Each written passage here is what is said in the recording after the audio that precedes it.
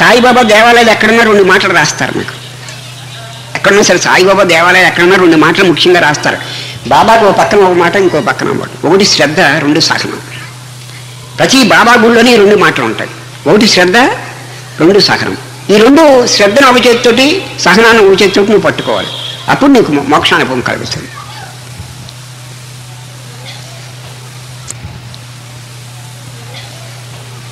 అంతేగాని గీతలో 18 అధ్యాయులు నోటుకు వచ్చేసింది, 16 అధ్యాయులు నోటుకు వచ్చేసింది, అది కాదు.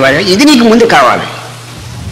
ఒకటి శ్రద్ధ, ఒక చేతితోటి శ్రద్ధను పట్టుకో, 2 చేతితోటి సహనాన్ని పట్టుకో. ఆ శ్రద్ధ వల్ల, సహనం వల్ల నీ మనస్సు అణుగుతుంది, అంతర్దృష్టి కలుగుతుంది, ఆత్మజ్ఞానం కలుగుతుంది.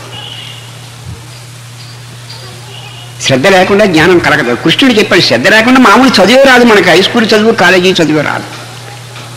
శ్రద్ధావాన్ లభతే జ్ఞానం. శ్రద్ధ లేని వాడికి జ్ఞానం కలగదు.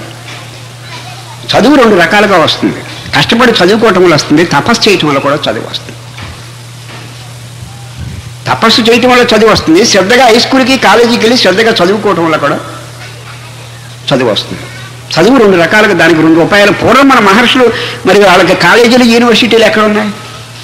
వాళ్ళు బెస్ట్ బ్రెయిన్స్, మెచ్యూర్డ్ బ్రెయిన్స్ వాళ్ళు మహర్షులు. మరి అప్పుడు యూనివర్సిటీలు ఉన్నాయా? లేదు. వాళ్ళు తపస్సు చేసి ఆ జ్ఞానాన్ని సంపాదించారు.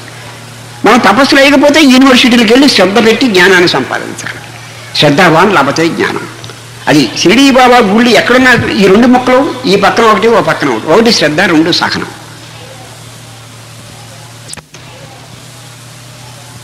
ఆ 2 మర్చిపోకండి మీరు. ఆ 2 ఉంటే మీ మనసు అణుగుతుంది.